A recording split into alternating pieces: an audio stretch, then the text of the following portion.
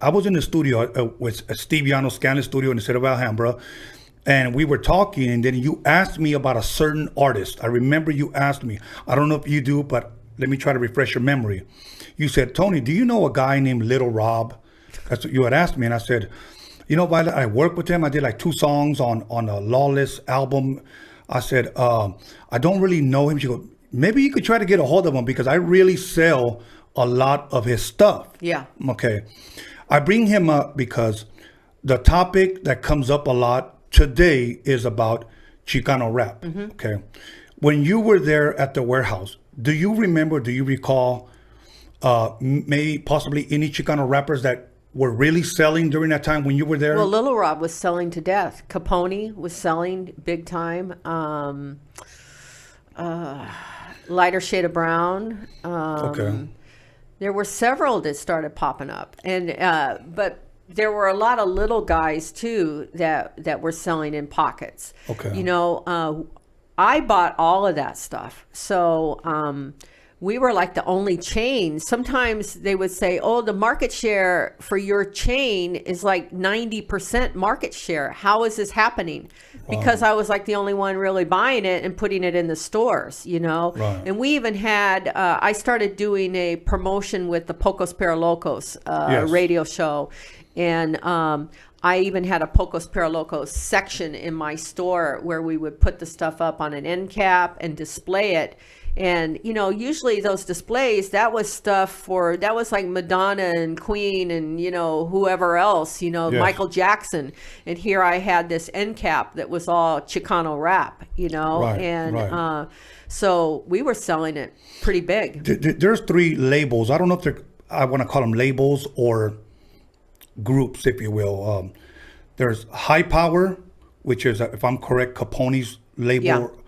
Then there's Low Profile from San Diego. They're the ones that had Little Rob. Mm-hmm. And then there's Mr. D, Southland. I think they're called Southland Gangsters, or Southland Entertainment.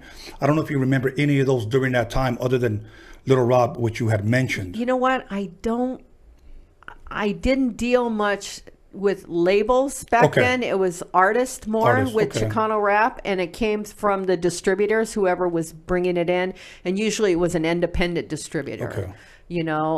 Southwest Wholesale or some indie distributor that would have them. I mean, it wasn't easy to find that stuff. It was at swap meets and it was in my stores.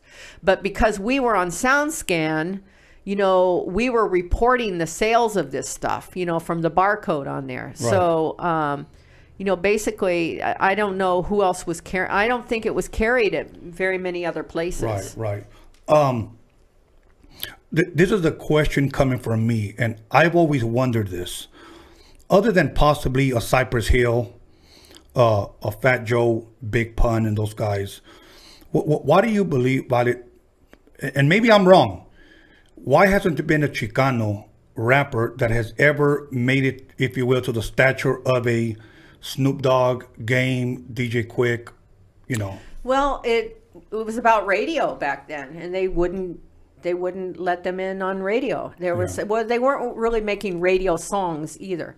The first guy that really made a gigantic radio song, was Kid Frost, and I remember when that record came out, I kind of went crazy on that record too. I was like, oh my God, this is too much. I remember getting the promo of it before it was out, taking it home, and I played it for a friend of mine who started Community Youth Gang Services, Marianne Diaz Pardon.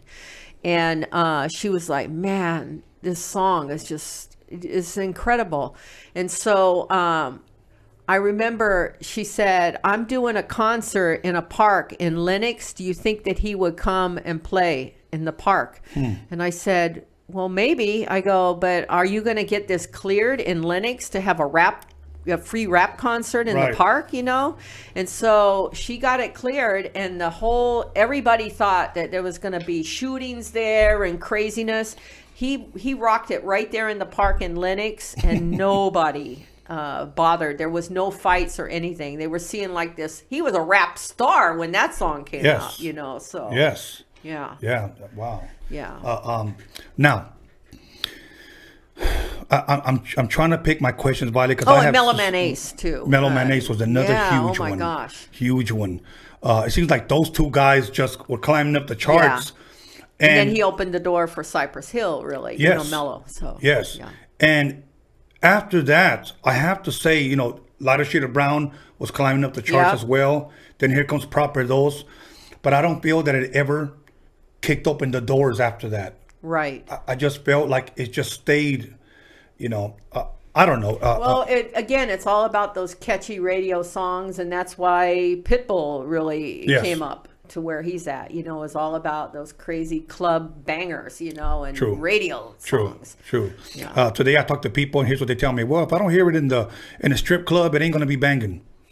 So. Yeah, strip clubs, they played stuff first, a lot Yeah. of times. Yeah. Okay, now I have to jump around because of time, because I'm going to have to invite you back, so there will be a Violet Part 2. Okay. But now, in today's generation, we look at today's music, everything's streamed. You look at social media, somebody will drop an album on all platforms. That's what you see. Okay, on all platforms.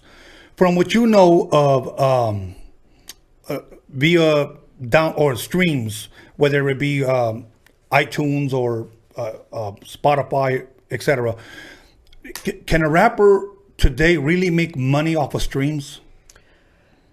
They're not going to make a lot of money off streams, but if they're not making the money off streams, you got to look at it a different way. If they're getting a lot of streams, then that means people are finding out about them, which means they can go do shows, Good, which means yes. they can sell merch.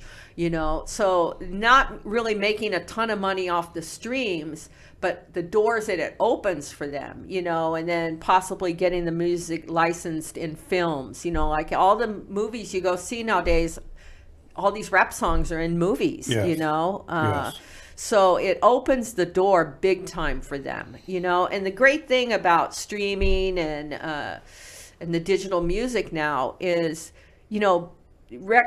although we don't have record stores anymore, it's basically everybody, if you have a phone in your pocket or Yes. if you have a computer, you have a record store, because you can always find music. Yes. Back yes. in the day, you couldn't get your music exposed in other countries so easily. Nowadays, you can be anywhere and listen to music in another country, or hear a guy in, another country, another part of the US or whatever. So although there's no record stores, it's like 24/7 Yes. record stores. As long as you have that phone or whatever, you Right. can always find new music, Right. So it's pretty easy nowadays to...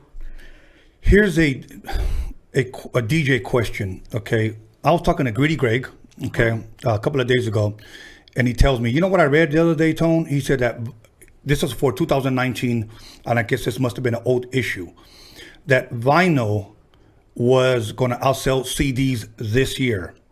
Okay, of course, there's not really too much vinyl or CDs out, but that was the stat. Okay, and I said, really? And he goes, yes. Now, do you think, and I'm keeping my fingers crossed, do you think that vinyl records will ever make a comeback, or do you think that's a thing of the past?